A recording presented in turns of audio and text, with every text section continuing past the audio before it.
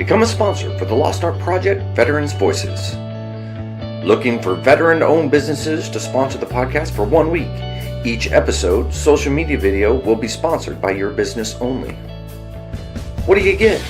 5 sponsored episodes with your logo featured, 5 social media videos with your logo featured, and 1 daily post advertising your business on all social media platforms. Support a veteran podcast and advertise your veteran-owned business. Email AJ for details.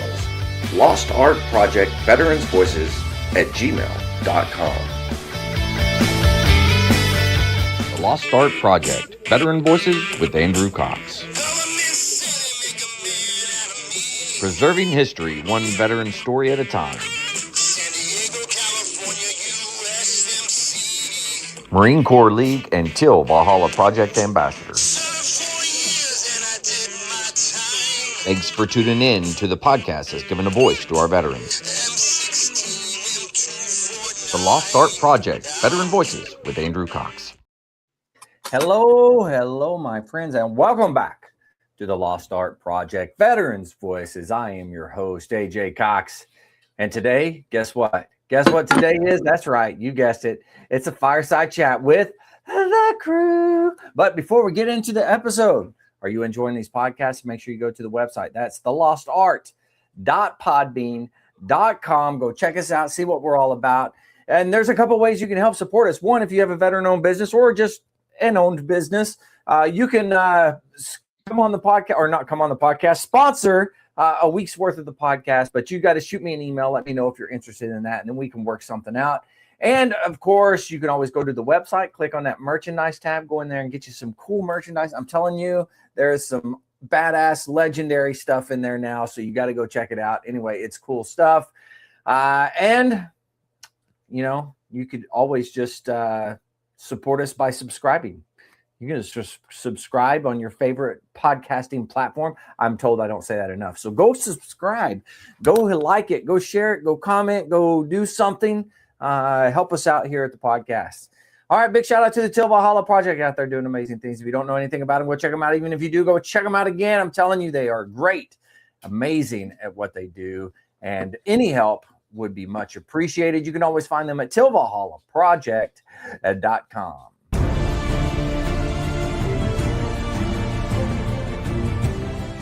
Are you a Marine veteran? Are you missing that bond you had on active duty? Then I have a place for you. Join the only congressionally chartered Marine Corps veteran service organization, the Marine Corps League. Get that brother and sisterhood back in your life. Become one of the fewer, the prouder, a Marine Corps League member.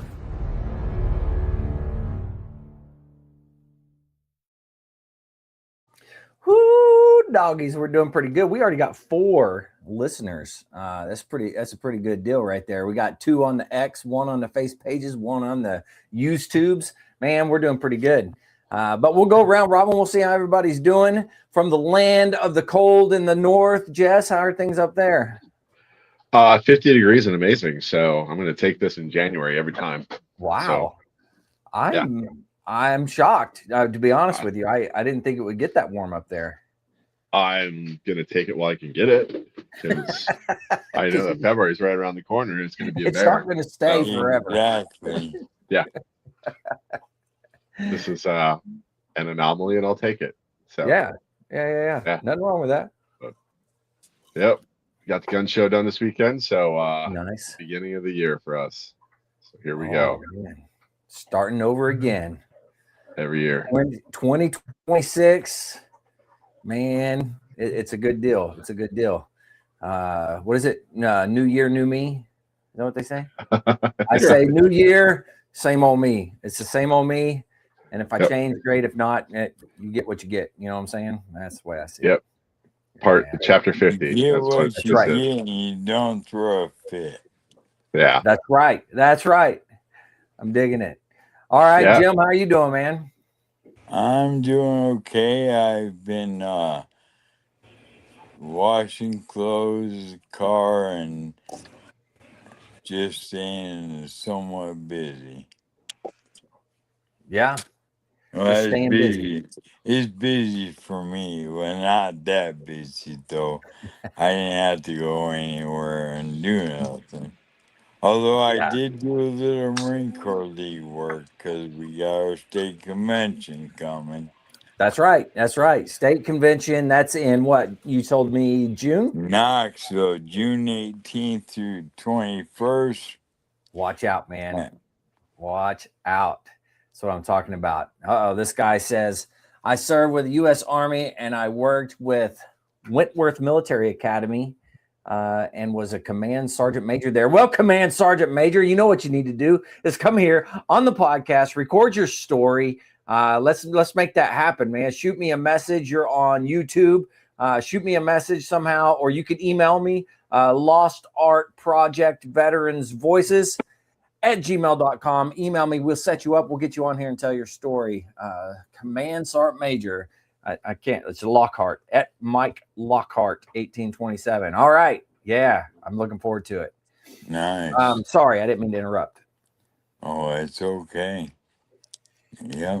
I just saw we got a comment. We don't always get comments. So it's exciting when we get one, you know? Yes, it is.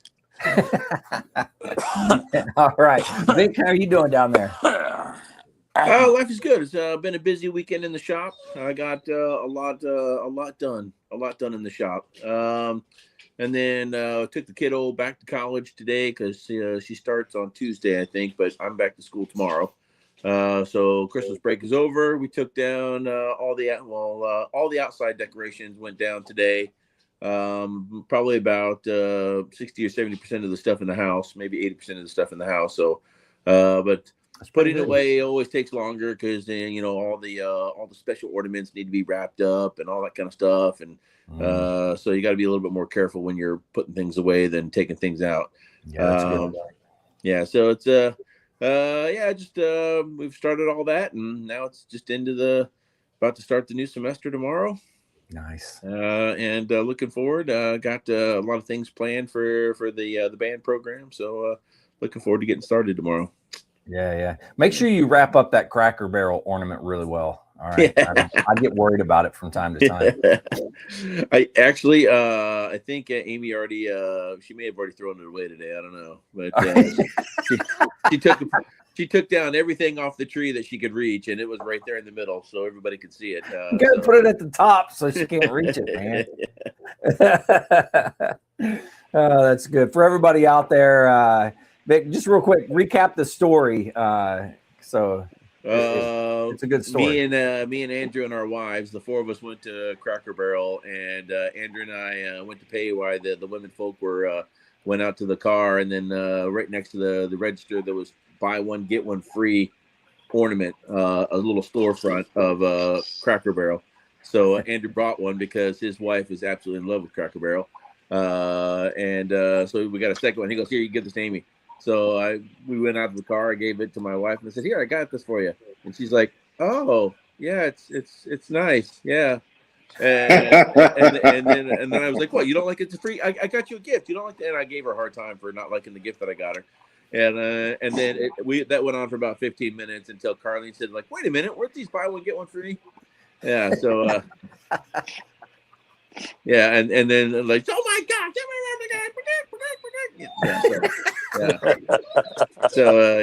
So I'm not sure. She's standing in the doorway looking at me right now. So it might be in the trash before the end of the night. Hey, Amy, do not throw away that dadgum ornament. You hear that? Andrew said, "Don't throw away the ornament." Andrew said, "Don't throw away the ornament." Oh. She never did. Yeah, whatever. Command Sergeant Major said he really liked working there at Wentworth Military Academy because he was the track coach. That's a good deal. I wouldn't be able to teach anybody how to run fast. I can teach them how to run fast. I'm good at that. Very proficient in it. Mike, how things going, man? Yeah, just sit and listen to Vic. Listen to you guys. I'm doing good, Andrew. I'll say that, but I want to go on with Vic was saying, and you and Andrew were talking about the ornaments. My first duty station was 29 Palms. Jess knows that very well. And my wife and I got married there after I'd been there for almost 4 years. And our first apartment, you know, it was a crap hole apartment. I mean, crap hole. But they had like a TV stand, and we bought a little Christmas tree. You had the Charlie Brown special? You know, it wasn't that bad, but it was, I actually want to say it was an actual real tree. Bought a little stand for it and all that, but it was a bunch of the guys from the band, you know, Tom Allen, Bob Orr, Carl Vanderzee. You know, we invited them all over, and we were doing Christmas Eve. We were doing like, God, it was a shithole of an apartment. But the oven was good enough to do like fried chicken leg, you know, chicken wings, and we were cooking chicken wings and stuff like that. But, you know, back in that day, it was like 1996, 97. Yeah. And it was MGD. That's all we drank was Miller Genuine Draft. Yeah. So the whole that's all we were drinking. We were sitting there eating wings. And so that poor little Christmas tree was overweighted with Miller Genuine Draft cans. So we still have one can that's hanging on a Christmas tree I'm still looking at. You still have one from then? One MGD can.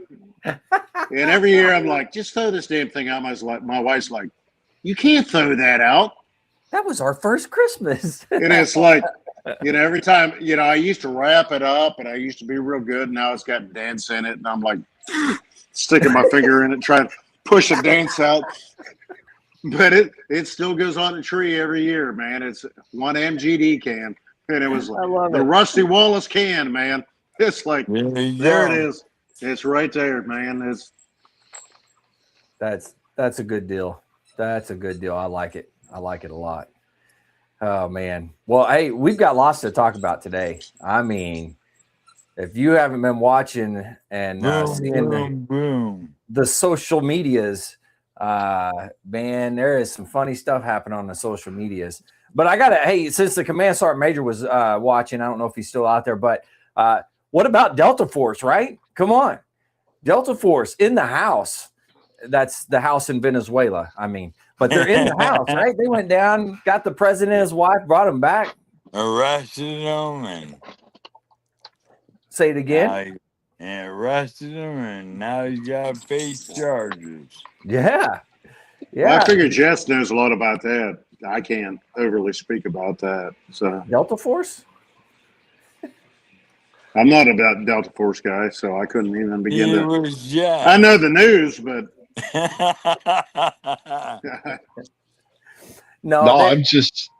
I'm amazed that they pulled it off as well as they did. I know the amount of planning that went into that, the amount of air cover they had to provide. And, a friend of mine, someone I went to college with, she flew with 160 SOAR, and hats off those pilots. So I'm telling you, it's always been the mission planning that had to go into that, the air cover,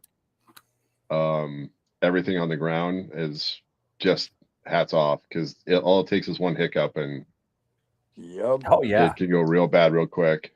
So yeah, that's no joke. Absolutely. But Marines are in play at Iwo Jima, you know, the 22 Mu off the coast. So yeah, that's right. Yep. So I kept seeing on the TikTokers and different things like that. They were talking how the Marines didn't get their opportunity to go in and but you know they served their part in the mission. Well, I hate to say it. I mean, the majority of the time the Mu's sitting off the coast is just literally a show of presence. Yeah, that's true. Well, I mean, from a perspective of the other side, I was talking to some Australians when I worked in Afghanistan, and they were in East Timor before the Mu showed up. Mm-hmm. And the Indonesians were taking pot shots at them left and right, and then 3 ships showed up off the coast, and all of a sudden they got real friendly real fast, like, all right, we're good. We're done. It sets a tone. and you park 3 ships off a coast, and it's Teddy Roosevelt's big stick diplomacy. It's like just exactly. Yeah, and it works. So it works. It does work. Yeah. Your reputation shows up before you do. So yeah, sometimes that's foreign policy in a nutshell. Sometimes. Yeah. So nothing but good things to say about the Mew. Well, I'm glad Sergeant Major, I'm glad that we popped your cherry watching this for the first time. I'm excited about that. Be sure to come back and watch more and continue watching, man. Keep commenting, keep keeping us on track here if we get off track or just, nonsense. We're all about that. That never happens. And tell your friends. And tell your friends. Tell your friends that we have this going on as well. Yeah. And we don't hold it against you that you were in the Army. I mean, heck, we were talking about Delta Force. So, I mean, we're giving credit where credit is due. Those Delta Force if guys. It was DevGru, there'd be like 3 books out by now. So, I mean, we would have read about it by now. That's true. I'm surprised the books haven't published yet. They'd be suing each other by now too, right? I mean, every SEAL's suing each other right now. And one of them would at least have a podcast, and one would be in Congress, and they'd get in a fight, an argument. That would definitely have happened already. So. That's so stupid. There'd be like 3 Mark Wahlberg movies already. I mean, it's just. Oh yeah, exactly. I just read that on Facebook. I was like, I'm stealing that. That was good. That was really good. Whoever wrote that was just like, yeah, he hit that nail on the head. There's a lot of good memes out right now. Absolutely hilarious. But I saw one. It was like, SEER level 1 completed. He's got it. He's all bound up. I was like, okay, that was good. We're gonna give him that one. No, I was watching the video. My phone started blowing up on Saturday morning. Well, Saturday morning about 2 a.m. It was like all these just like ping, ping, ping, ping, and then I was like, oh, something's going on. So kind of rolled over and like I was watching the video and I was like, oh wow, this is live feed out of Caracas. So was it live feed? Wow. It was that quick. It was almost live feed. So I'm going to say live, but it was like delayed by like 10 minutes. They're posting it. Reddit that fast. Wow. So, no kidding. That's cool. It hits the channels. So it looked like something on a Call of Duty. I mean, you see the little birds pumping rockets and heard some miniguns. And like, oh yeah, someone's putting some work in. So yeah, they prepped it. But I mean, Roosevelt Roads had couple squadrons of 22s and 35s and C-130s. So I mean, their Caribbean is packed. So that airspace has got to be just a mess right now. So yeah. Now I saw that should be wide open. Yeah, I saw that the president from Venezuela is now in the same prison as Diddy, and something about he went to take a shower and there's lots of baby oil. I don't know what that was about. That's what the meme game is just on point right now. I'm telling you, man, they are hilarious. It's good stuff. It's good stuff. If I was smart enough, I would, capitalize on it, but I'm not. I can't come up with my own material. That's my problem. I saw it was the Simpsons. No, it's the Harry Potter ones. Like something pops off in South America, it's always U3. It's like Rangers and Group and like 160th Store, like the Harry Potter. Like yeah, those 3 kids always. Anytime something pops off in South America, it's those 3 guys always in trouble, always doing it. Yeah. Oh man, that's good stuff. It's good stuff. Nah, but let's see. It's gonna be an interesting week. What else has happened this week, man? There's been all kinds of stuff happening. What else? What do you guys see? Oh God. Well, I'm interested. I don't know if I'm ready to put this one to bed yet and move on to something else, but I'm interested. I didn't get a chance. I saw that Marco Rubio posted that the U.S.'s plan to run Venezuela, at least in the immediate future. So did anybody get a chance to see his post? I didn't see it. Yeah. He was on Face Nation this morning, and it was probably one of the Sunday morning shows, and that really it was kind of a word soup. Stephanopoulos asked him a question, and he danced around it. So I hope that there's more clarification. Yeah. So it's a quarantine of the oil, and then it's basically they're shutting down oil lanes until they get it figured out. So yeah, but they're not installing the opposition leader. So like the one that apparently actually won the election. So I guess Trump and Rubio want to maintain control of Venezuela. There was some kind of talk about if they just install the opposition leader, then they're going to have we would have an actual war. I mean, it would be like maybe like a mutiny of the Venezuelan army or some I don't know. But it was weird. So I'm interested to see how this plays out over the next week or so. Yeah. Very true. But they don't go to the same service academies, and there's not a constitution that they swear an oath to. It's usually political appointees and loyalty that is promotion based. So that's one of those rules of law that always seems to get lost when we start talking about other militaries, and we don't really have a correlation with it in ours. So true.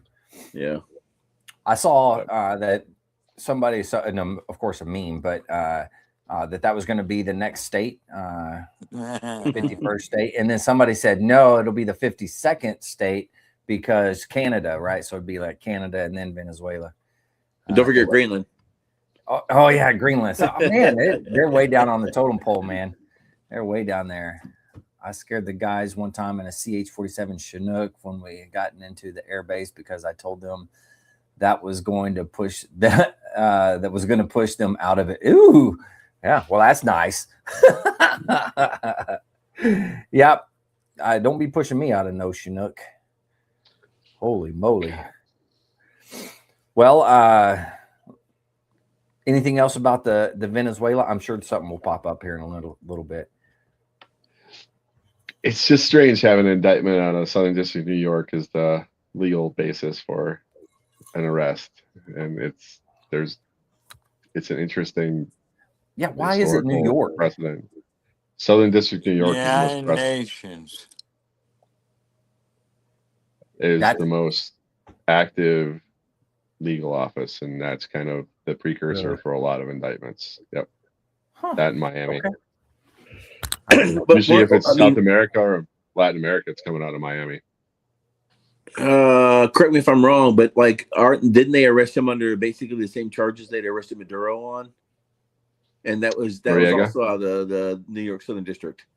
So they're basically trying to rehash all of that and just apply it all to the whatever dude from whatever Carlos whatever. So I was listening a little bit to that this morning, but it doesn't seem like the legal basis seems a little shaky right now because the Maduro argument was basically like a direct attack thing, whereas the Trump is basically saying we designated him a narco terrorist, but there was no attack on other than through drugs, but that's not considered a direct attack. So Noriega or do what? Noriega's case in Panama, or maybe that's what I was thinking about. Yeah. But we actually had troops stationed in Panama in '89, and there was a direct attack on U.S. personnel, and that's what precursored the Noriega just cause. Yep. Yeah, but we didn't have. There was no direct attack unless, like I said, the Trump administration is saying that drugs were the attack, and I don't know. Some legal experts are saying that may not be apples to apples. So I don't know if the Noriega or the Noriega whatever method is going to work.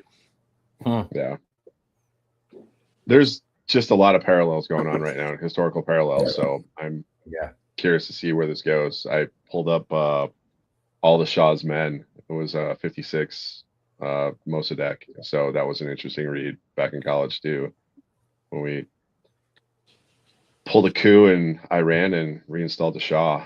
So, but there's some interesting parallels.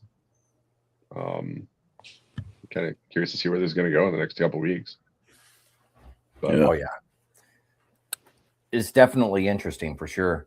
You know, but they were also saying Cuba. He told him to we're watching your ass or something like that. Is what he said. mm-hmm. I think President Trump, if I'm not mistaken, said that. He probably did. He wouldn't shock me. I just hope that we don't do a quid pro quo with Taiwan, and that's my fear with Chinese. So you start talking global positioning, and China's posting up outside Taiwan, and they are encircling Taiwan. So I'm hoping that one of the biggest Venezuela is one of the only countries in the world that had an AK factory outside of Asia. So they are licensed to produce ex-Soviet or Russian weaponry because they had a factory in Venezuela. I didn't know that. So the communist ties are really hard. Well, they also Russia and China get their oil and everything from Venezuela, is what I was told. So did we. It was one of our leading importers, not Nigeria, but we don't typically run Middle Eastern oil. It just balances the world market because it's such a long haul. So we typically got it from Nigeria and South America. Yeah. But they're talking about trillions of barrels sitting in that northern South America, along with other minerals too. So, but they're not even sure what the exact size of the oil fields are under South America, northern South America. Well, they say they're huge. Yeah. But it's also gold and other rare earth metals. So, yeah, that's a good point. But when you start talking resources, but was it Guyana or British Guyana that they got bigfooted by Venezuela? So they claimed a third of their country on a border dispute. It was earlier last year, but it's going to be a gold rush in South America again. But yeah, when you start talking about minerals and mineral rights. Well, maybe, just maybe, I should go to Venezuela and go gold digging and strike it rich there. That's what I'm thinking we should do. Too late, buddy. It's too late. If you heard about it, it's already too late. Yeah, that's a good point. Yeah, I should have already had my book written, but The Lance Corporals are having a payday right now. Oh my God, yeah. Thick with the double C Latinas, I've heard. So that's their gold mine. Oh man. All right. What else? What else you guys want to talk about? Let's see. I don't know. Well, what's the other thing? I mean, it's been going on as far as the daycares in Minnesota. Oh yeah. Yeah, that's right. And Ohio. And Ohio? Yeah. Okay. They're finding fraud there too. I mean, it's not a little bit of fraud either. I mean, that's no, but we all a big knew chunk there of was change, a bunch of fraud going through COVID. Yeah, I think it's interesting that it was everything was just brought out by a 23-year-old guy, with an iPhone. No fancy media conglomerate, no fancy cameras, just the guy that just decided to show up, and I mean, where's the legacy media on this? Nothing. Because they don't care. Well, or they're complacent. Or what's left? Yeah. They don't get anything out of it. We get the Minnesota Star Tribune in Sioux Falls here. I'm telling you, there's not much left of the paper. Yeah, they're gutted. There are no more news desks. There's no more investigative journalism. Local news is basically pushing national product. Really? Or they get tasked to go cover a specific regional event that they can't get a national crew there to. So yeah. I hate to say it, but there's not many newspapers doing newspaper stuff anymore. That would be traditionally where we got it.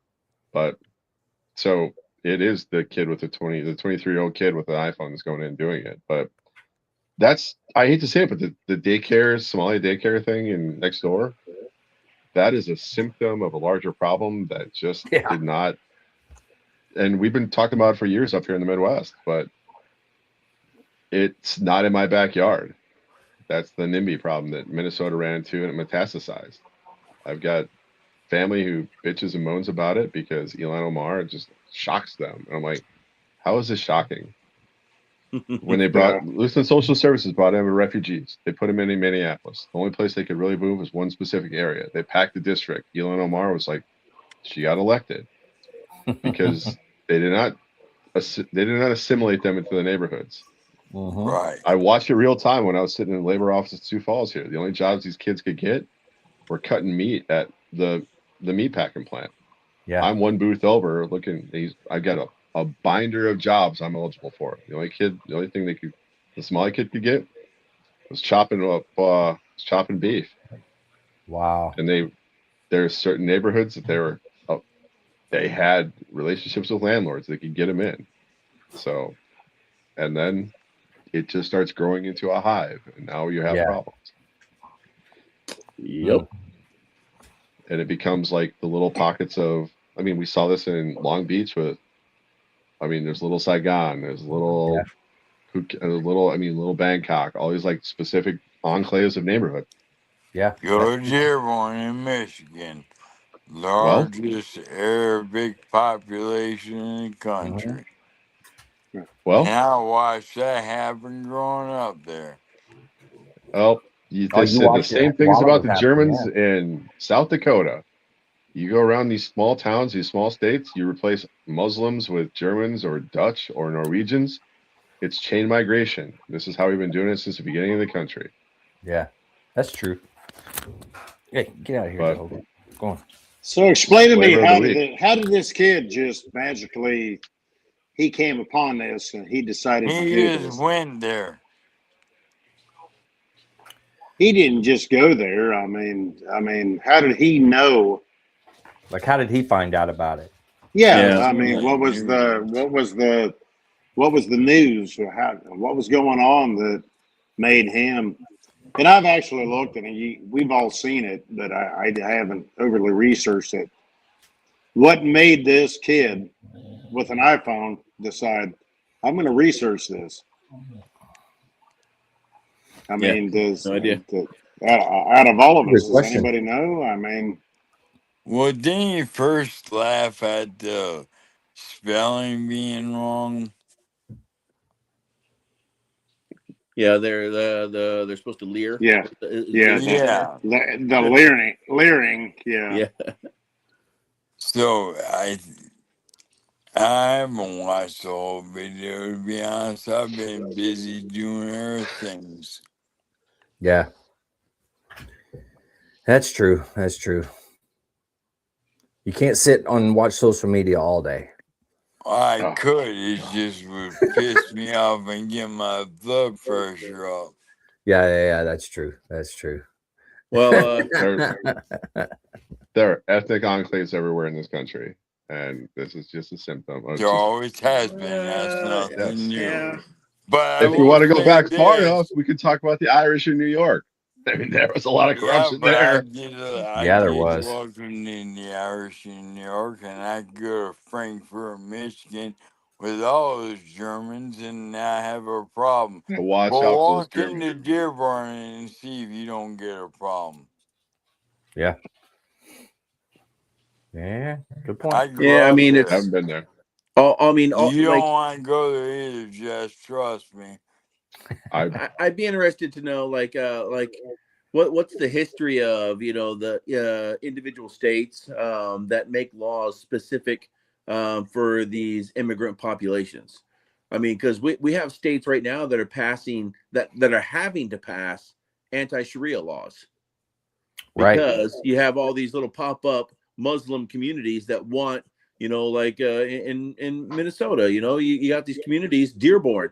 They want Sharia law, and the majority of the people in that city, they've all elected their own individual people. If you're in one of these communities, they eventually push you out, so they can move one of their friends, buddies, whatever, family members in your house, or take over your storefront or whatever, and Ilhan Omar is elected because, she's representing her community. So, and all these mayors are getting elected and town council are getting elected, and they're trying to pass Sharia law in their communities. And it's not, I don't know. It's Jess, obviously you're waiting to say something. What do you think? They said the same thing about the Mormons in Utah. Okay. Mormons are going to take over. Catholics are going to be run by the Pope. I mean, it all comes down to assimilation. It all comes down to assimilation and federal law. And there is a balance between state and federal law. And until that magic day happens, these are just part of the growing pains of this experiment called America. Because we've been going through it from the beginning. So it just takes time. Dang it, Jess. And here we thought we were special. Thanks. Just saying we're just like everybody else now. Man. No, what Jess is saying is basically, and I don't say this in a bad way, but what Jess is saying is like, hey, you need to suck it up. This is how it goes. Yeah. The Italians, the Irish, waves of population. I know the Irish coming in because I'm Irish. Yeah, I know how the Irish were treated. And the Irish were treated like trash. Then the Chinese and the Germans. If you're not a wasp with a name, every successive generation of immigrants, we've gone through this. I mean, if we're talking religion, the Mormons went through this too. They basically, who's from Missouri there? It was legal to kill Mormon until like the 1970s because it finally struck her from the books. That's why they ended up. Oh my God, are you serious? Mormons are still pissed about that. Wow. I had some friends who went to BYU, and that was the first thing they said was Missouri. We don't like Missouri. I'm like, I don't understand why. And they're like, it's legal to kill us there until like the 1970s. They finally got rid of it off the books. That's why they ended up that's why they ended up in Utah. Brigham Young kept them going west, but they started on the East Coast. It was a migration west, and they found the Deseret paradise around the Great Salt Lake. So American migration this is how it's always been. Yeah, but I mean, let's stop and look at it. I mean, we're talking about if what we're being told is true, how are these daycares getting millions and millions and millions of dollars? Grant money.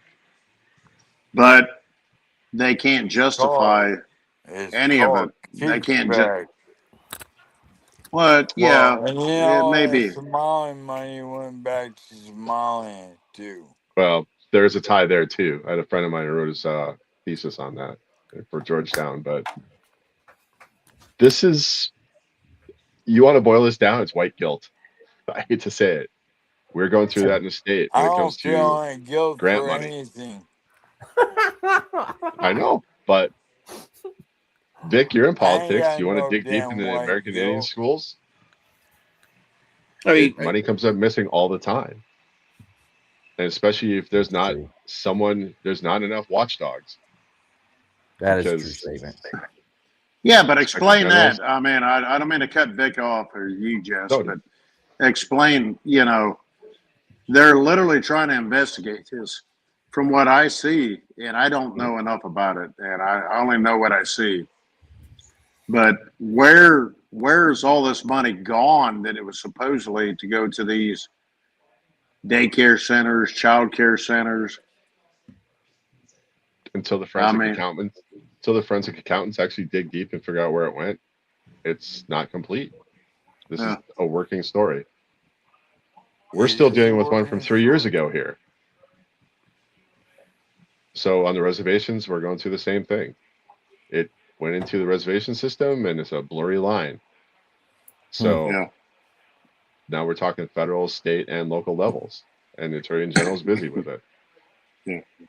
So to go to you, Vic. To go to you, Vic. I mean, you see, not like this, but I mean, from your perspective, if you can talk about it. I'm not sure what you're asking.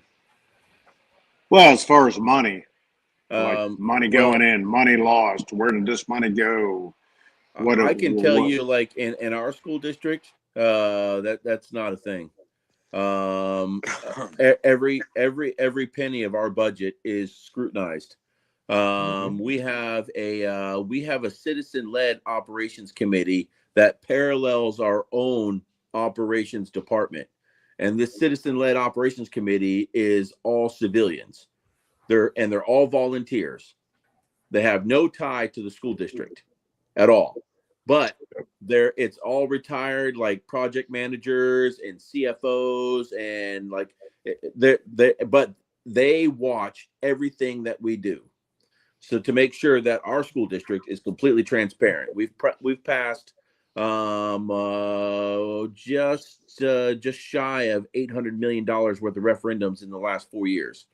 So there, and the second one was with 72% approval rating, because we have this parallel volunteer group that is basically making sure that we stay transparent. So that doesn't happen in our school district. But across the country, that's not the case. The very next county over, the state board of education just took over the next county over. So the state came in and took over the school district because of corruption and nepotism, and all that kind of stuff. It's messy. So, and when the state takes over, they take over for 3 years, no less than 3 years. So the state's going to be running our neighboring county for the next 3 years. Wow. Yeah. And when you guys are passing those referendums, how much of that do you include for oversight of the budget? And that's something that the sticker shock for $800 million referendum. Well, the first referendum was like, the first referendum was 360 something, and the second one was like 439 million. Yes, there is money in the budget for like the project managers. They are basically there's money in the budget for them, and the construction managers at risk. They have money in the budget for oversight. Yeah, so it's all built into the budget. But if it's not a physical asset, that's something that's going to be hard to justify in the budget line. It's usually one of the first things cut when they're trying to cut costs. If it's not what? What'd you say? It's usually one of the first things that gets cut is the oversight, because it's not a physical asset. Right.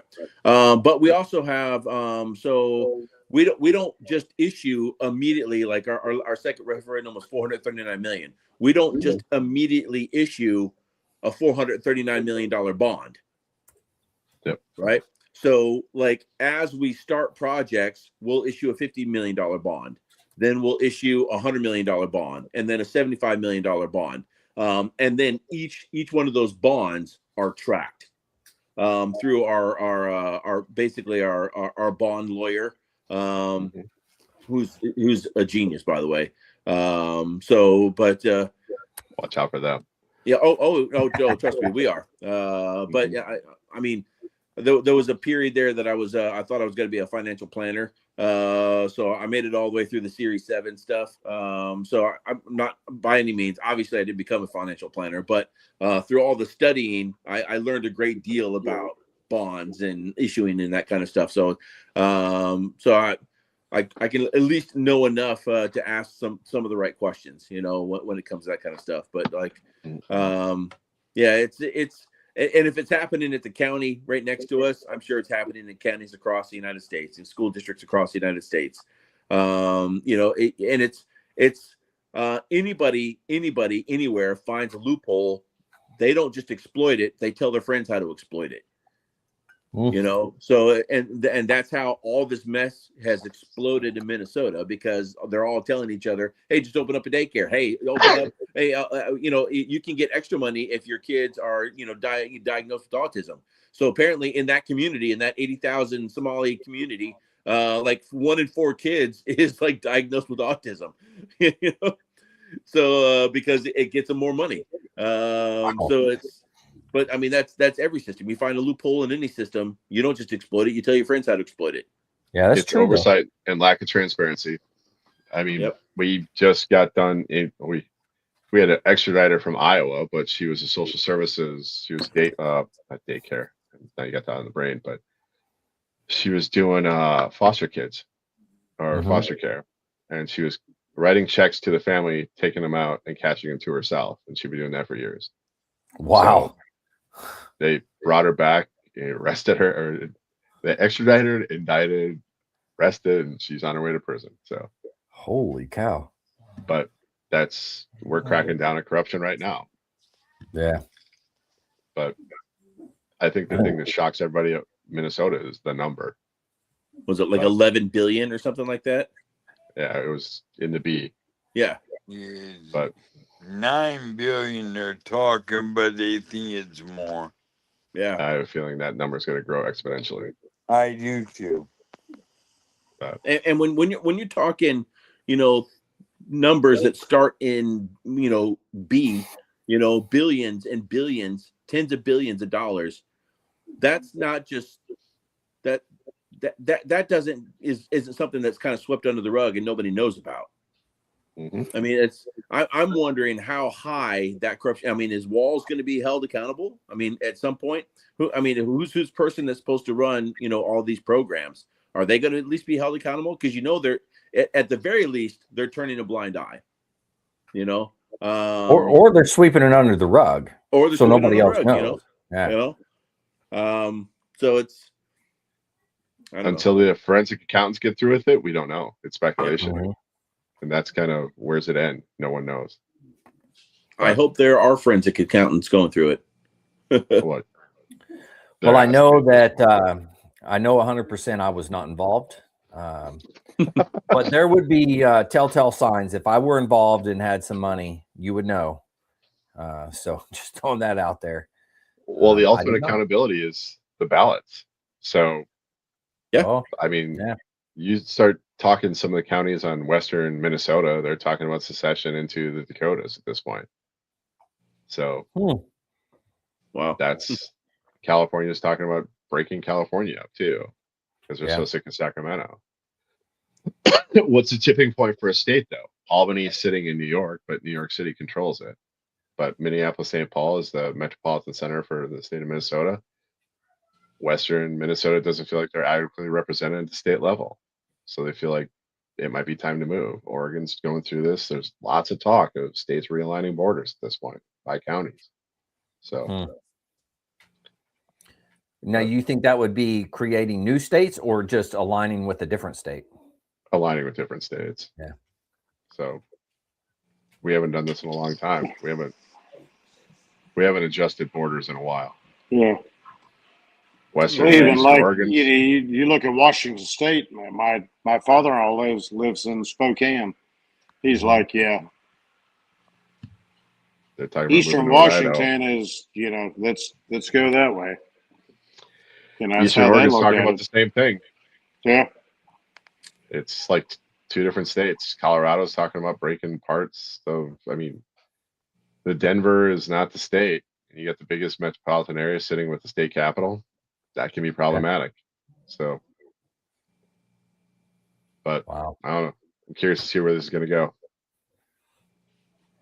Gotta love it, man. We've uncovered a lot of stuff. We're investigative journalists as well. So. No, we're not. We're not. We're barstooling like a bunch of. We're barstooling hard right now. Yeah, we're just like to make fun of and poke the bear. If you're out there and you're offended by anything we say, we're poking the bear. So just for fun, to see what happens. I mean, why we're tossing around hypotheticals? It's we talk about all these countries that they're migrating to the U.S. because they don't like their country. Yet they don't want to be Americans. They just want to displace their country and our country,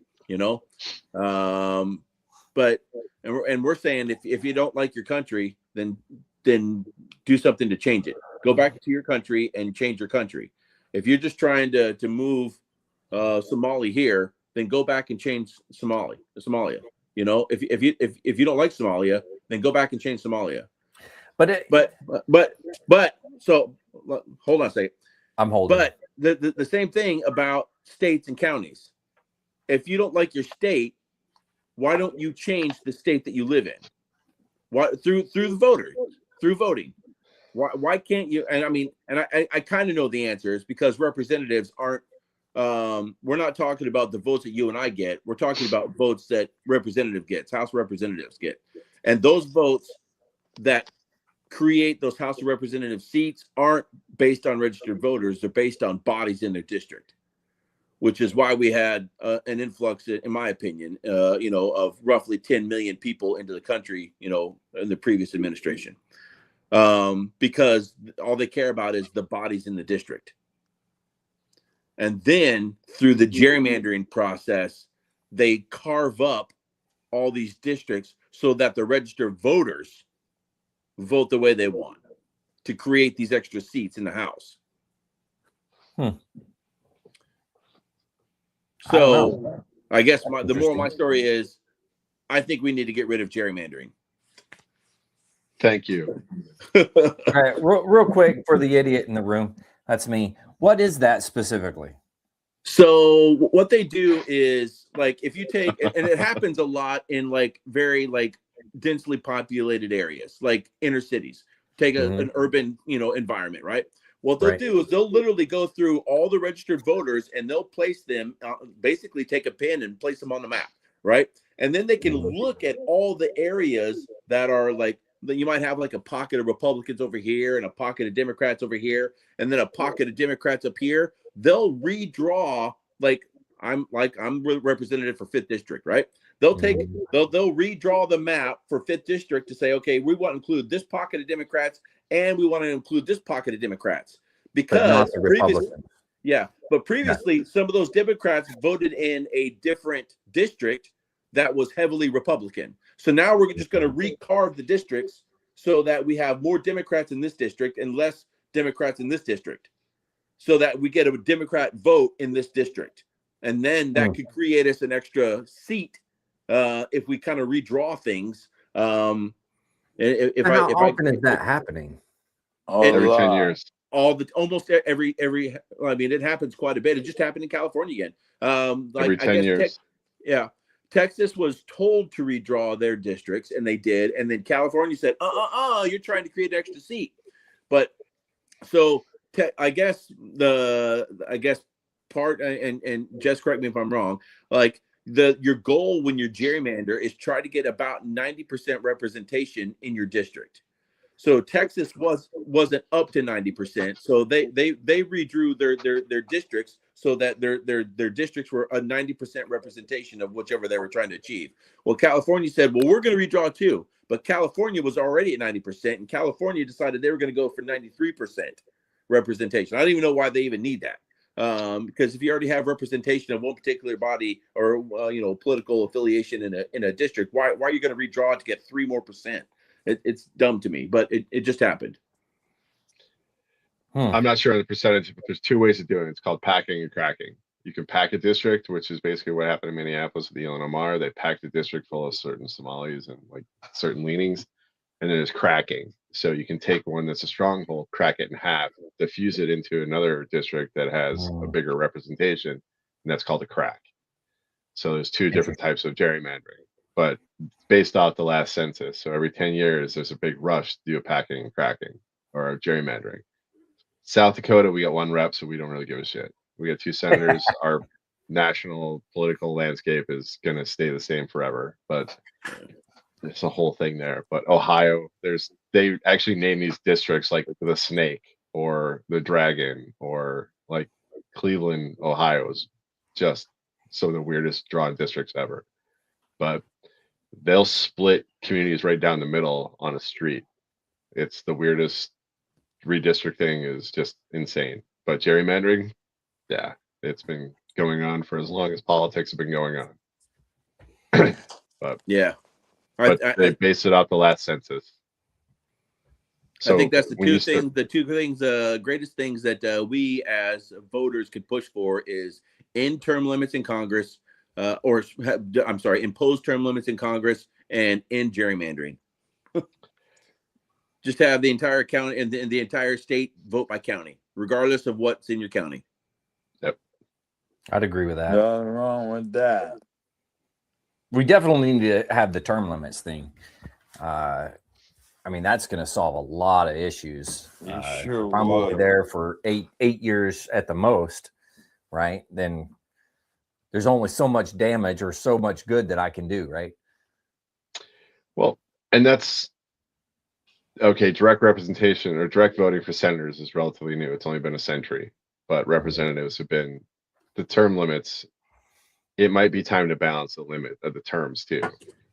So yeah, 2 years for representative, they are pretty much a continuous election cycle every 2 years. Give them 4 years, just let them actually do their job and see if they can produce anything. There's 435 of them. Every time I hear a representative try to make promises, like, cool story. You're a freshman representative. You can't effectively get it done in 2 years, or at least most of the time. And senators used to be appointed by the state. So until like the 1890s or 1900s, around the turn of the century, we had direct voting for our senators. So that's a 6-year term. Knock that down to 4, because some of these guys should not. I mean, Mitch McConnell blue screen to death every time he kind of just like shuts down. I'm like, what's he doing? But it's on both sides. Yeah. That's why you gotta do some kind of limit. Well, when you have generations of families who still talk about the same individuals that have been in the Congress or whatever the whole time, that, you know, and you're talking a multi-generational type of thing. Yeah, it's time to move on. And you know what? We need to get the younger generation elected, not the old farts. No offense to us old farts, but the younger guys. We are the young generation. What's that? We are the young generation in the Senate. Oh, well, yeah, that's true. Yeah. We're practically newborns. I look at it differently, I guess. In military terms, we're the old farts. Yeah, we're old. In the rest of the rest of the country, we're still relatively young. So exactly. I mean, Chuck Grassley's been in Congress for over 50 years. McConnell's like 48 years or something like that. You know, then Schumer's up there. Pelosi's like 38 years. I mean, it's they build these dynasties, and then it's like, you know, I don't know, and then it's like, well, I'll vote for your, and then it's just a constant tit for tat of I'll vote for your bill if you do this for me. You do this for me, I'll vote for your bill. Okay, yeah, okay, I'll vote for that bill if you vote for my bill. And then the bill is nothing. It's not even what it was meant to be anymore, because there's so many line items added to every bill. Hundreds of line items added to every bill. I mean, that's what is there? There's 13 appropriation bills every theoretically. Is it 12 or 13? I think, is it 12? I can't remember. 12 or 13 appropriation bills every year to run the government, right? And so it just becomes. I mean, when was the last time we actually passed it was like 1992 was the last time we passed a budget, something like that. 97. Yeah, we covered that a few months back, but yeah. But because passing a budget is passing all 12. I can't remember, it's 12 or 13 of these appropriation bills. So that's what it means to pass a budget, you know. And if we can't get these things passed because, well, okay, I'll vote for your defense bill if you vote for mine, and okay, you scratch my back, I'll scratch your. Oh, well, add $600,000 for my district to improve my county park, you know, or whatever, you know. It's just stupid. It's so stupid. I think that there's one thing you vote on, and the thing with Congress is, you know what? Show up, vote on it. If you don't vote, you're not there. Hey, that's on you, man. But you got to show up. You got to do your job, and you, hey, one item at a time, vote on it and move on. Yep. None of the scratch my back bull crap. And I mean, I'll be the first one to admit that, you know, politics exists for a reason. You know, it's especially, you know, if the meetings are actually being run with Robert's Rules of Order, the whole point is so everybody's voice is heard. You know, that's the whole point of Robert's Rules of Order, is that everybody's point is heard. And I get that. So like you everybody has different opinions, you know, and the whole point is to try to get to an agreement somewhere in the middle. Okay, you want this extreme thing, I want this extreme thing. What do we agree on? And let's see if we can meet somewhere in the middle. And then we kind of both get what we want a little bit. We both sacrifice, but we both get something in return. And that's what politics is all about. And I get that.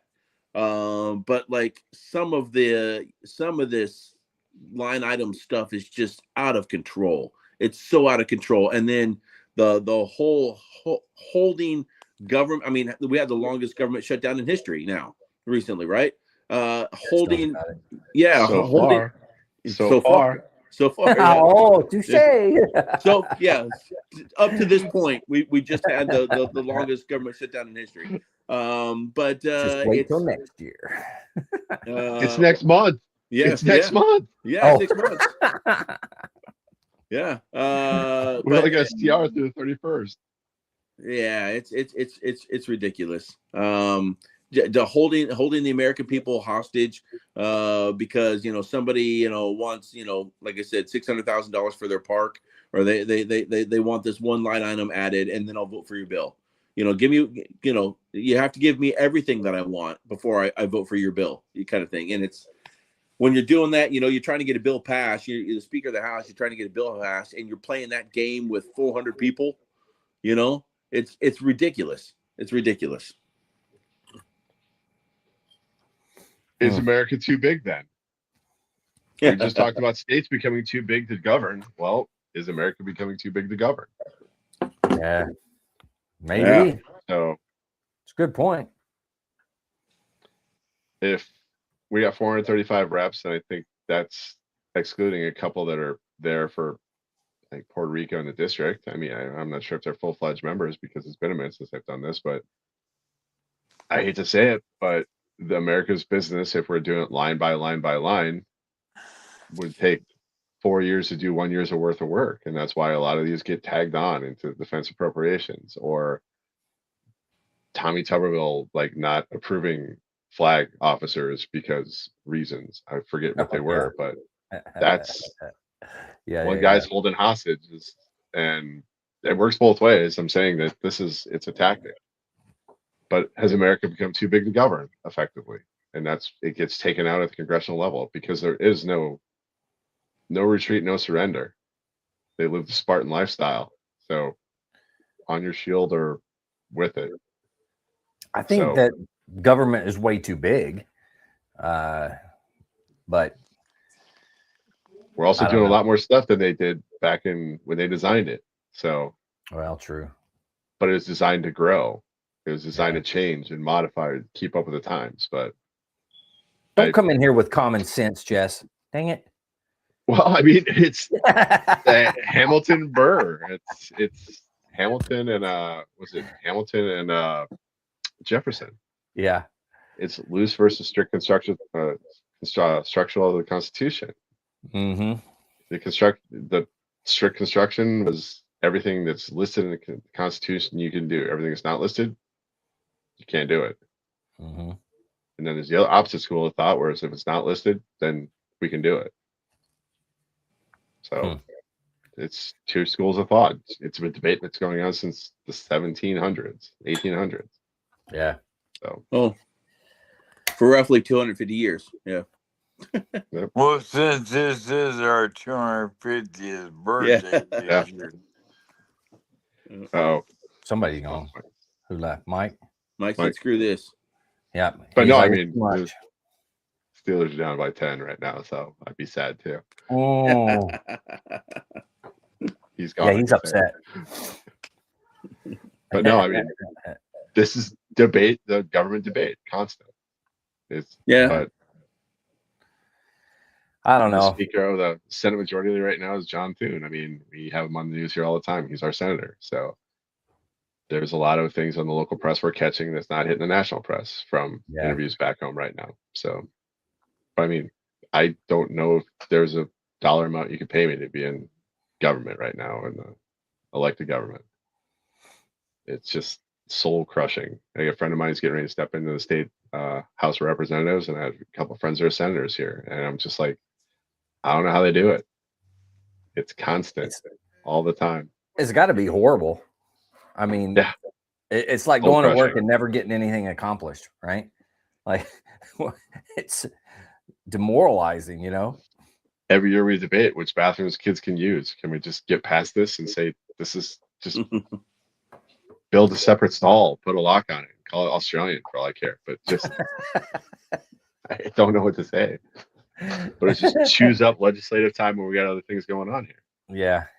We got road projects, water projects, electrical projects. I mean, we're getting hit right now with a major piece for data centers because power is cheap and land is cheap here. So is it going to crush our grid? So, but I guarantee we're going to talk about bathrooms again and transgender issues because the one kid in the state who had a problem with it. So that will chew up a whole news cycle here for 2 weeks. But power, the power grid getting crushed by data centers, that's a real thing across the United States right now because I don't think anybody really appreciates how much power it's going to take. I got bags of dum-dums too that I could send them. Yeah, there you go. But no, I mean, it's politics is politics. Well, you know, politics aside, I will say our military beats your military any day. So I just throw that out there.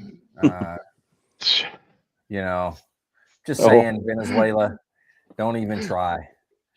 Not to make this Russian, but I saw a meme the other day as a 160th SOAR smacking the back of the head of the Russian airborne forces. Like, that's how you do a proper helicopter raid. I was like, dang. That was a good one. Oh man, gotta love it. Correct me if I'm wrong, but it wasn't like Russia supposed to be handling Venezuelan security? Like, no, I don't they have like Russian troops on the ground and but we basically just snuck in under the radar and snuck in under all their assets and I don't think they had anybody there. Maybe not. I don't know. Like I heard something. I heard something. Where was it? Maybe Epic Times, Daily Wire, something like that. That like Russia was supposed to be handling Venezuelan security. Air defense. Yeah, I guess maybe their air defense. Maybe. Yeah. I think we've got 4 years of figuring out what current Russian air defense networks look like and how they're operated. Yeah. And all their frequencies through the Ukraine because we've been running planes off the coast for how long? Yeah, imagine that. Huh? It doesn't take much to pop an EW plane in, and our EW is through the roof on the growlers.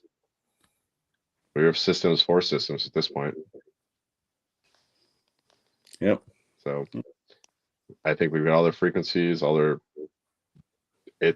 been putting their brand new stuff in Ukraine, and we have listening devices too. Yeah. Wow. But every little sensor plane that runs around is how it works. Lost another. We're going down. We're all going down at the cyclic rate here. Well, I guess that's our cue. I got two things. Go, hit it. Okay. We're at the gun show this weekend, and there's a kid who's in between MCT and Schoolhouse, and there was 5 of us who sat there, and he's going out to 29 Palms for school. Ooh. And 4 or 5 of us just sat there and just gave him life lessons, and we just started listening. Like, if I could tell myself one thing when I was that age, what would it be? That would be the question I'd ask you guys. 18, haven't hit the fleet yet, haven't hit Schoolhouse yet. So I'm curious to hear what you guys had to say. Huh. That's never drink the fresh water in Guam. That's a good one. I mean, it truly is. Oh man, that is good. Just enjoy the ride. Yeah, dude. I don't have any profound anything. It's just have fun, enjoy it, man. If you're not having fun, then you're in the wrong business. I say volunteer for everything. Everybody says don't volunteer. Well, you miss so much cool stuff if you don't volunteer. Volunteer for everything. Yeah, you're gonna get the working parties, and you're gonna get some of that stuff. But that just builds character. But volunteer for everything, and you get to do some really cool stuff. You get to learn a lot. Yeah. We were doing more practical stuff, like save your money. set up a allotment and put in an IRA or a money market and just let it grip. Yep. And then don't buy so much shit because every time they move, they got to move all that crap. Oh yeah, that's true. Yeah. Don't buy a Mustang in your first deployment. After your first deployment. Don't buy a car outside 29 Palms. That was the first thing we told me. Don't do that shit. I got told I should buy a car. I'm like, no, do not do not that. There. Come home Go and buy on it. And Facebook Marketplace. Wait till you're home on find Christmas a Eve. used, beat up piece of crap car that runs well. That's what you need. And if you get stationed in California, you better have miles per gallon in the 3s or 4s because 2's going to break your spine. Yeah. But no, it was we talked there for about 30-40 minutes last night, just kind of. That's really cool. But yeah, it was like one of those, if you could tell yourself one thing at that age, 18, straight out of MCT. But that was pretty crazy. Wow. Well, what was the second other thing? You had 2 things. I'm not sure if I talked about it last week, but I'm scanning my dad's stuff, and did I tell you this already? Well, you've been scanning stuff, but not specifically your dad's stuff. No. So my dad was a retired Secret Service, and at the end of a detail, the protectee would typically give him like a signed photo. And I'm scanning it. We did talk about this last week. Yeah. You're right. I'll tell you what I found behind that photo, that Caroline Kennedy picture. That of her. That little picture drawing, right? Yeah, crayon one. Yeah, I wasn't sure if I talked about it, but man, that's pretty cool, just man. Floors me, dude. But yeah, little history everywhere I go. Dad scanning all my deployment photos, and that's insane for me. Oh my God. It's like, oof. I don't know where all my photos are, man. I had some really good ones back in the day. I have no idea where they are. Boxes of shit. In my plethora of moves, I'm sure they have fallen off a truck some point. So. That my wife did want us to talk about one thing, and this is incredibly important, and I hope you guys are prepared for this. And if you're not, shame on you. But the season finale of Stranger Things, or I guess it was the finale of Stranger Things. Did you guys watch it? Oh yeah. I got nothing. Nope. I have watched maybe a grand total of 30 minutes of Stranger Things, and that is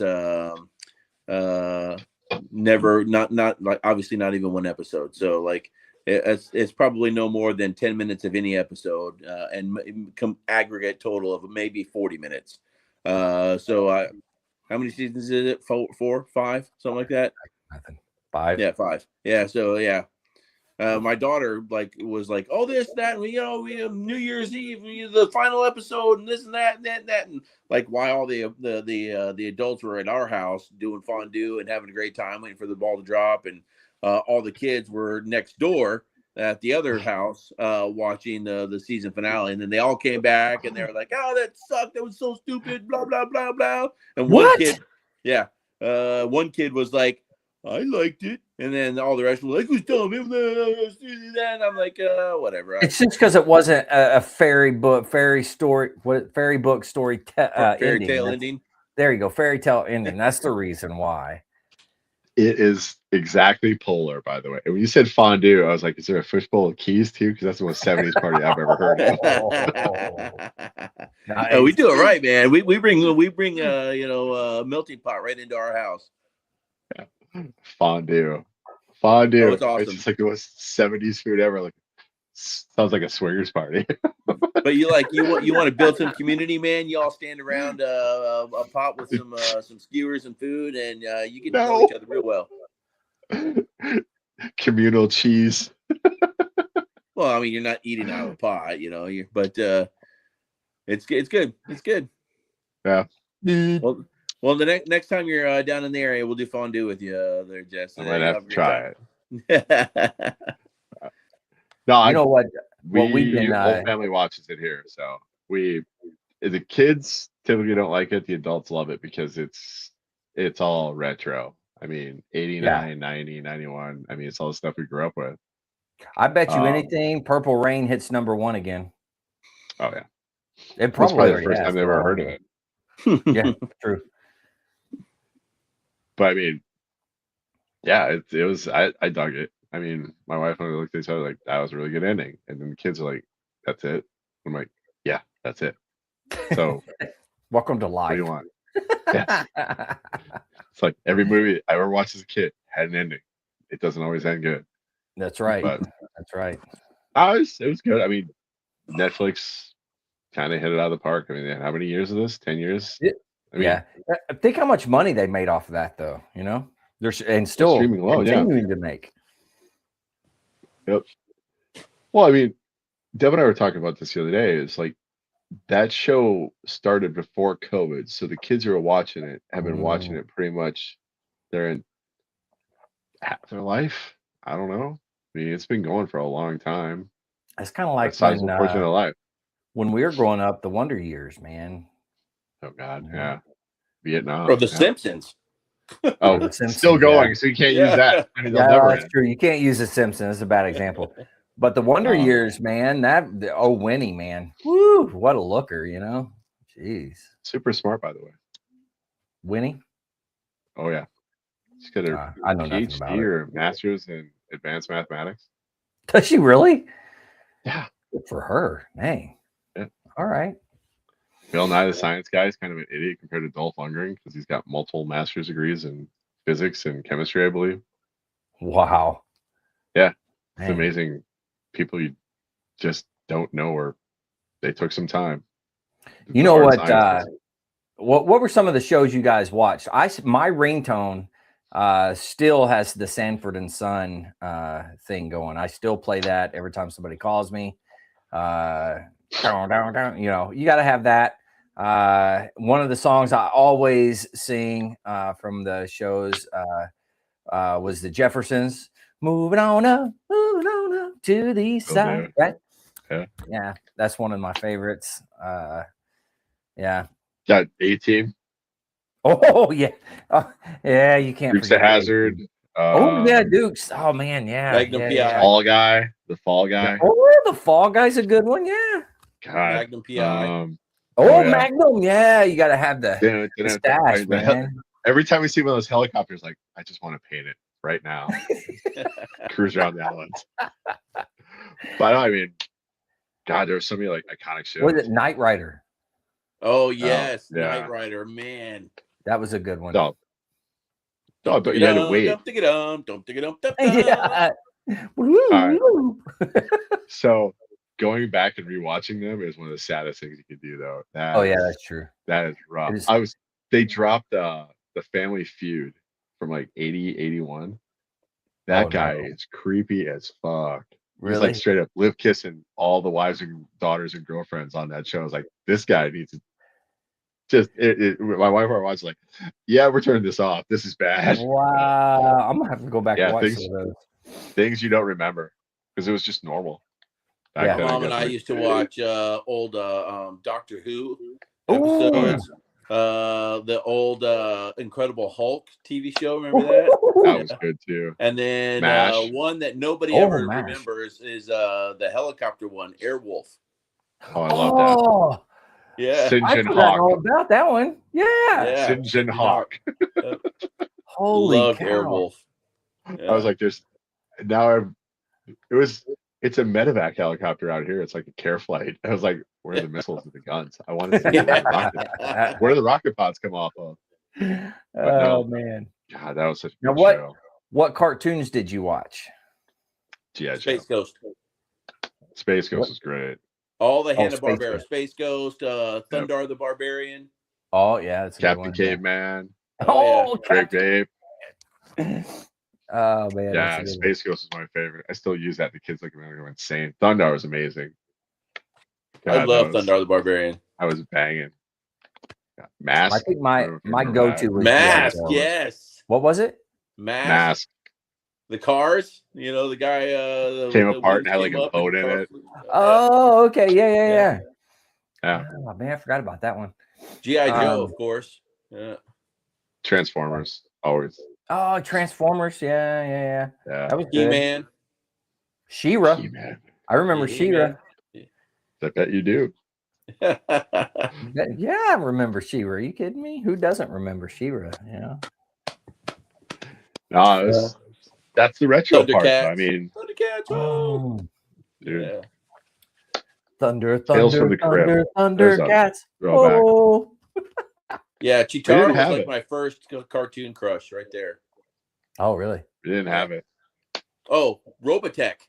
Man, I got Oh, into that one is- Robotech a lot when I was a kid. I don't know that one. What? Really? I don't Didn't have remember it.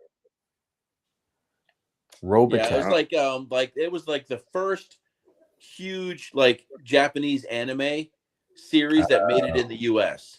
Okay. Interesting. Robotech. Voltron. You should go. Oh yeah, Voltron. Voltron, Yeah. But that was like the West Coast animation stuff that like all the West Coast kids were talking about. Like it's like Voltron. I'm like, I have no idea what you're even saying, man. Huh?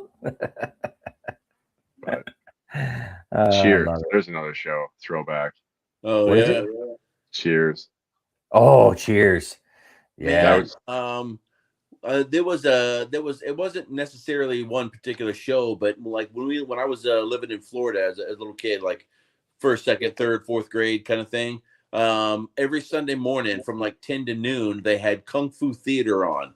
Oh Yes. yes. Yep. Yeah. Kung Fu Theater, So man. that all these like dub over Kung Fu movies and Yeah. oh my gosh, I love Kung Fu Theater. Yeah, that was fun. Yeah, Kung Fu Theater. Yeah. Wow. What about Three's Company? You remember that? That was ahead of its time. You know what I'm saying? Yeah. Yeah. Don't forget. Was it Silver Spoons? And what was the one with the girls? Facts of Life. Facts of Life. That's it. Yep. Yeah, the Facts of Life. Yeah. I saw a show with Mrs. Garrett on the other day, by the way. And she was like, it was like Life. I don't know if you remember that show. It was Damien. He was Lieutenant Winters and Captain Winters in the Band of Brothers. It was like a cop who wrongly accused came back from a detective, and she was like the bad guy. Her son was, but she was like, "That's Mrs. Garrett." It's like, nah. Start seeing these people in other roles. It's like that's nuts. Okay, I remember going to my friend's house and watching a movie, and it was the first movie that I got to see, not just with boobies, but 3 boobies. Oh, Total Recall. Yeah, that Total was Recall. Yeah, Yep. Went to Vic's house and saw Total Recall, the 3 boobs. I was like, what? That's a thing? They completely missed that on the remake too. The remakes they need to stop doing remakes for like 10 minutes. Just get an original movie out. Yeah, I know.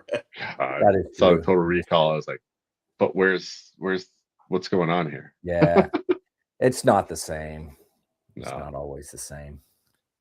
But yeah, there's some good movies and good shows back then for sure. Now, who was your favorite wrestler? Because I know, I don't know. I was big into wrestling. That's what I always call it, wrestling. Ultimate Warrior. Oh, that's a good one. Ultimate Warrior. Okay. All right. I like it. What's that? Sting. Yeah. Sting was a good one.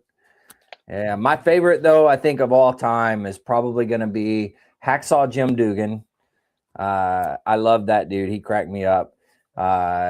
And then Jake the Snake Roberts. I really like Jake the Snake. Roddy Piper. Yeah, Roddy Piper was good. Yeah. He's a better actor. Yeah, agreed. You stay up all night. You strike me as like a sheep herder kind of guy. You like the sheep herders, didn't you? Who, me? Yeah. Yeah. Who were the guys that licked themselves all the time? That was the sheep herders. Yeah, that's the sheep herders. I thought those were bushwhackers. Oh, bushwhackers. Yeah. Yeah, bushwhackers. Okay. Sheep Yeah, herders, yeah, same you're thing. right. Bushwhackers. Yeah. No, I did enjoy watching the bushwhackers. I did. Yeah, I'm not Fabulous Freebirds. Yeah. Jess is being quiet. Did you watch wrestling growing up? We did, but I'm in the land of wrestling, so that was like beat out of us real quick. Like that's not wrestling. Because I mean, yeah. You did wrestling. No, right? We didn't have it. We grew up in the land of it.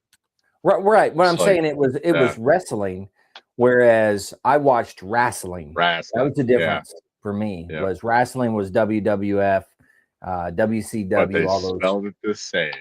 and I come from a family of but wrestling. it is they not. Were like they were offended by it. They're like, that's not fucking wrestling. I was like, okay, sorry, didn't mean to offend. Yeah. But, I don't know, man. Andre the Giant, he was a pretty good wrestler. He's a big boy. Did not take Hulk much Hogan, to win. Yeah. He was. I fun to watch, still can't believe Hulk Hogan was able to lift him up like that. It was pretty amazing. He'd have definitely crushed me. I'm just gonna say he'd have crushed me for sure. I bet he threw a couple discs out too. I mean, yeah, probably.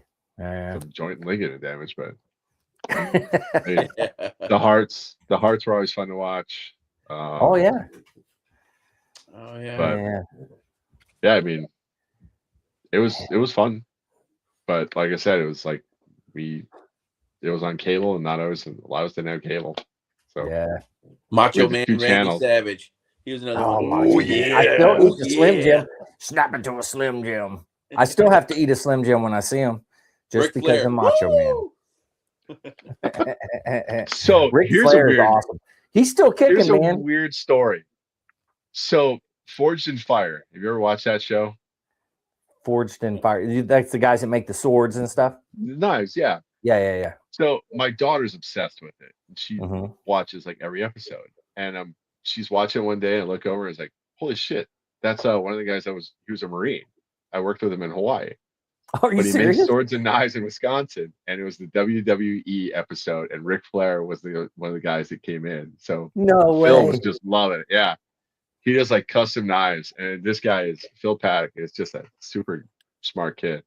That's awesome. Yeah, he won the WWE episode with Ric Flair, so he was just living his best life, man. Wow, very cool. Yeah, that's a good story. I was like, that's Phil. I know him.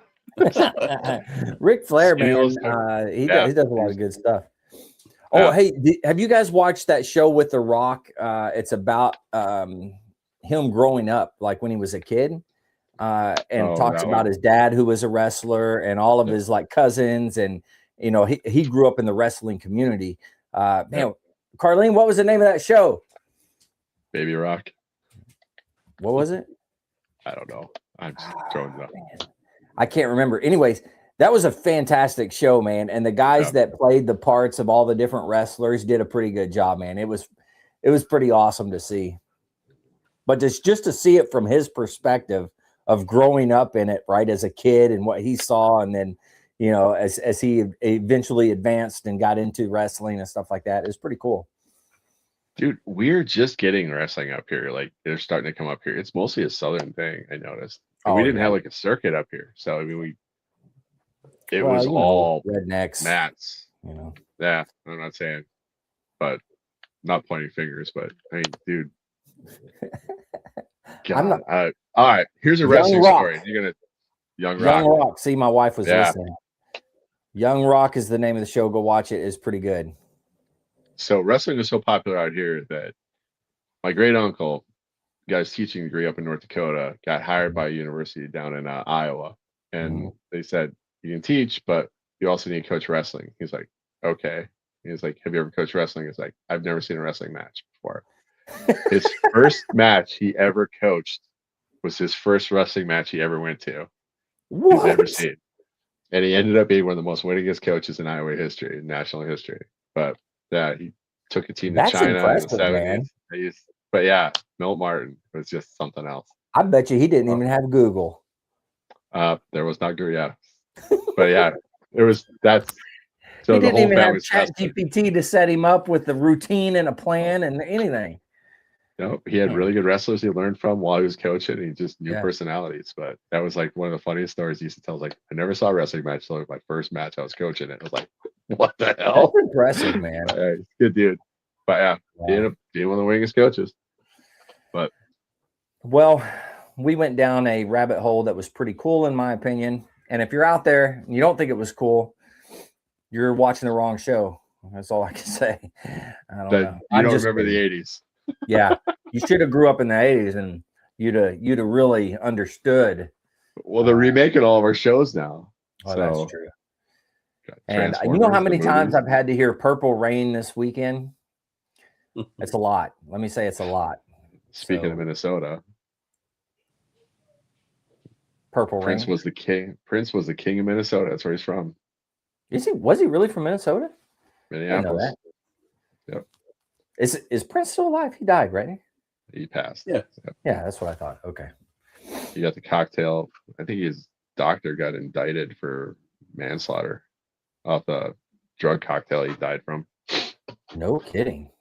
Yep. Dang. What a heck of a guitar player and singer, though, man. That dude, everything. He could pick up anything and play it. Yeah. He was an amazing guy. Yeah. And a producer. Yeah. Yeah. Yeah. Sheeny, a little strange, but incredible. With that much talent, you get to kind of fly that free flag, man.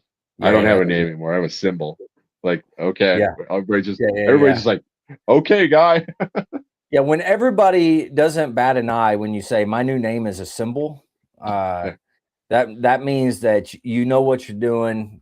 You're popular enough, you can do whatever you want. That's what that means. But I mean, but he was smart enough to avoid all copyright because of his symbol. It wasn't a name; it was a symbol because his name was copyrighted, and he didn't own the rights to his name. Yeah, which is crazy. Yeah. That's like the Beatles not owning the rights to their music. Oh, dude, the originals. Yeah, they're masters. Crazy. It's so messed up, man. Well, that's why what's her name? Kesha was doing all her laying down everything again for her masters, and then Taylor Swift's doing the same thing because the labels were just gouging them. So I don't know. IP is one of those special things that intellectual property rights is just insane law. I had a resident when I was down at University of South Dakota, and he was specializing in intellectual property. Like, everything you just said makes no sense to me, but I'm glad it makes sense to you. But that's what he specialized in. Yeah. Like, that's not your original thought. You can't have it, and copyright. Like, I don't even know what you just said, but okay, cool. Yeah, I don't know. Legal mumbo jumbo. That's all I can say. Yeah. I say we handle it like we used to back in the day, right? 2 pistols, you walk, you do a duel, whoever wins gets the copyright. Swords? Okay, we can do swords. We could do swords too. I'm okay with that. If you want to do swords instead of guns, okay. All right. I was watching that show Turn the other day. It's on Netflix, and the whole series dropped, and they had a couple duels on there. One was with pistols, one with swords. And I was like, the whole process is so complicated. There's just flintlocks. You guys use flintlocks, though. Well, yeah, because if you're using flintlocks, you don't even know if that thing's going to go off. There's no guarantee. In your hand. Well, yeah. You could get a double whammy. It could blow up in your hand and you get shot. Right in your face. Yeah, but like those things were so like could not shoot straight, which is why they were okay for duels. Like the chances of you actually hitting somebody. That's pretty bad. But we used to have gentlemen, and the gentlemen's are over. Yeah. Yep. Well, shoot, here you go. I want y'all to see this. Yeah, as a passed out cat. This is Tux. This is one of the kittens. He's out. He's in a whole new world. Yeah. Well, guys. Okay. Did you hear about the cat? The mountain lion broke into a cat shop and ate the catnip and just completely passed out, stoned out of its mind. It was like the story this week. It popped up on my feed. That's like serious. Yeah, I think so. It might be. I don't know, but it was just like one of those things. Like that's funny. But so he broke in, ate all the catnip, and then passed out. Just completely stoned out of his gourd, man. Like, okay, could you imagine being the worker walking in, do. You see the mountain lion passed out. I'm good. Yeah. Time to go home. Yeah, I'd lock the door and just walk away. Yeah, that's it. Yeah, that sounds like a story for Marvelous Mary News by Mike McNanny. It does. It does. Yeah. Too bad he's not here. You know. I know, right? Well, he had to bug out. He said his iPad went dead on him. So. Yeah. All right. Well, we're going to go ahead and close this up, guys. Thanks for coming on and doing this. You guys rock. For everybody out there, if you're a veteran I'm always looking for veterans to share your story. I should have done this at the beginning, and I didn't. I didn't even know why I didn't think of it. Yeah, you did. Did I say something? Huh? No? Yeah? I don't know. Gave the URL too. Oh, okay. Oh, look at there. But if you guys want to be on the show, share your story, your individual story, or if you have a veteran-owned business out there or a veteran organization or something like that you want to talk about, shoot me an email, Lost Art Project, veteransvoices@gmail.com. If you do that, then we can get you on. We'll get you set up and do all the things that need to happen. But guys, thanks again for doing this. To all the listeners, if you're struggling, need help, anything like that, don't forget the VA does have some great resources. You can always dial 988, press option 1. You can always text 838-255 or go to veteranscrisisline.net and click on that chat icon. Any of those options will put you in contact with somebody that can help you out. But remember, one veteran life loss is one too many. I care about you. Jess and Vic and the whole crew care about you. So please reach out for help. And if you're out there, you're not struggling, reach out to the buddies you serve with. Ask them how they're doing. If they need that helping hand, please give it to them. All right. Guys, thanks again. I always have fun doing this. Oh, we didn't do it. Okay, we'll quickly do words of wisdom and a book review. Since book review first. Wasn't ready, we'll start with the book review. Just Googling right now. ChatGPT is about to cook us up on some wisdom. All right. Used to be on picked up. It's called The Boer War. And it is written by Thomas Pakenham, and it is about the soup to nuts about the South African campaign between in the Orange Free State, the Transvaal, and the precursors to the Boer War in 1898, 99, 1900. So, and a lot of counterinsurgency, British tactics, lessons lost, lessons learned comes from this, and it is. The Boer commandos were ripping up and down. There was a citizens' army against one of the strongest empires on Earth. So amazing how they held out for as long as they did. But the way they broke the back of the Boers was concentration camps and rails and blockhouses. So it's an interesting, but it is an interesting read, especially when you consider like non-state actors like. The Germans were actually backing the Boers because they're Dutch and they got corrupt guns, and the British military was not anywhere near where they need to be technology wise or tactics wise, and they got chewed up for the first couple campaigns. And the logistics going from England to the South Africa was amazingly rough.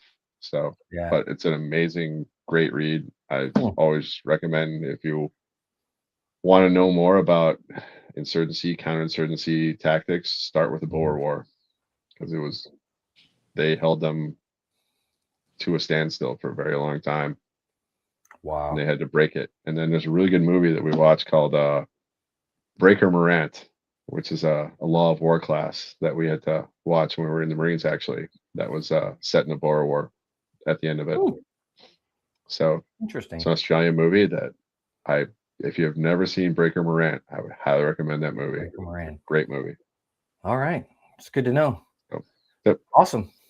Thanks, Jess. Appreciate it. Yep. All right, Vic, what you got? Well, for those people that actually have a New Year's resolution, I will say, if you don't start today, you won't start tomorrow either. Yep. New Year, same old me. Yeah. I say for those people because I never do a New Year's resolution. Yeah, well, I didn't this year for sure. I did last year. Might be the only year that I'm able to keep it, though. You know. This is Tux again. He woke up. I woke him up. You get that knowledge. You get that earworm knowledge going. Yeah. All right, guys. Thanks again. I appreciate you. To all the listeners, stay motivated. Change your socks.